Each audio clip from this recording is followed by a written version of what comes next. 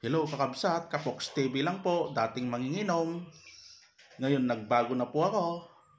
Manginginom pa rin. Ala, naggamot sang aw na agat gin. At yun kakabsat, kagigising lang natin dyan. Medyo nabartek lang tayo kagabi kakabsat. So nga agbisin na taon. Alas 11 mot gaya man. Tapos naglakad-lakad tayo kakabsat para magwat-wat ng bagbagay. Tapos nakita ko yung dalawang mamartag na padak. Agay ayos dati indayon tamadi kano ti bagbagida. Ay ket inom pamor ko na mait. Okay. Sala ka natin kang 150. Nay? Ibaboy ti si Daikon.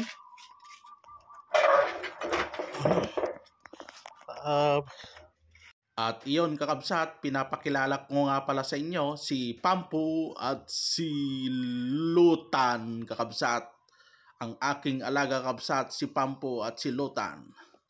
At dahil wala na tayong pangbili ng ulam, panunot ko nga katayin na lang si Pampu at saka si Lutan, pero joke lang. So ayun guys, ang lunch natin for today, English ay dinardaraan nga binalsig. First move kakabsat, syempre kuha tayo ng 1 kilong karne, tapos hiwa-hiwain natin tulad ng ganyan, ng dadakkel. Nagdakkel, jay batuta ni tatang.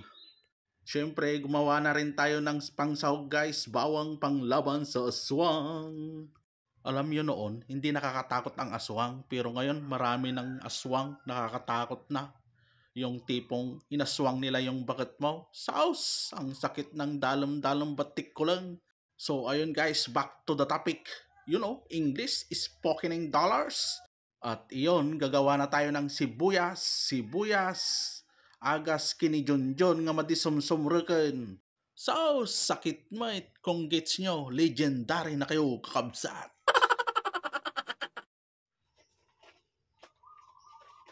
Nasubukan nyo na rin ba magpuyot-puyot ng dalikan? Ay, nohaan akit, rich kid ka kakabsat.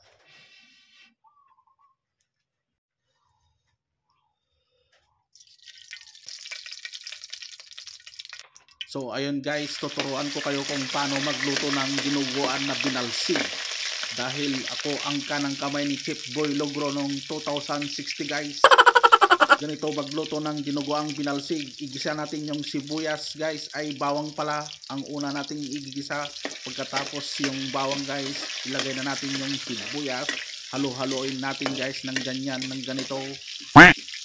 Pag okay na yung sibuyas sa bawang guys, ilagay na natin yung binalsig na baboy guys, karne ng baboy na binalsig. Siyempre pagkatapos natin ilagay yung baboy guys, halo-haloin natin ng halo-haloin. In Ilocano, kiwar-kiwaran tayo nga, kiwar-kiwaran.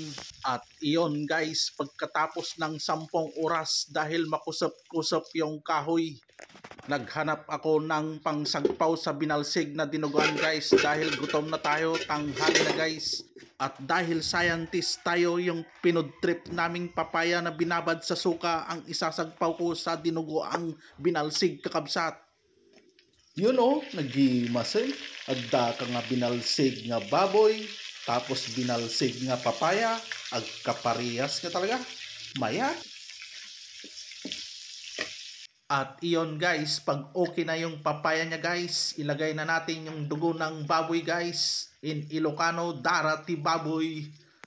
Saus, mayat manan kakabsat. Kurang mantiginan. Pagkatapos ng ilang minuto, luto na guys ang ating dinardaraang binalsig guys. Nagsarapan. Gimasan, dinardaraan nga binalsig kakabsat.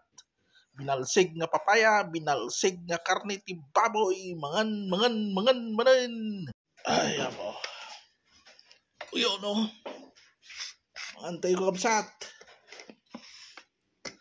Ramanan tayo ti. Niluto tayo nga binalsig nga baboy. Tapos binalsig nga papaya. Sos, laban ko Ori, siyempre siya man nagluto, naimas atoy. First bite.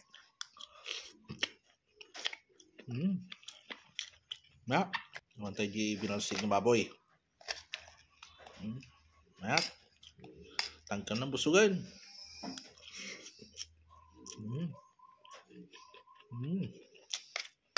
No? Yes.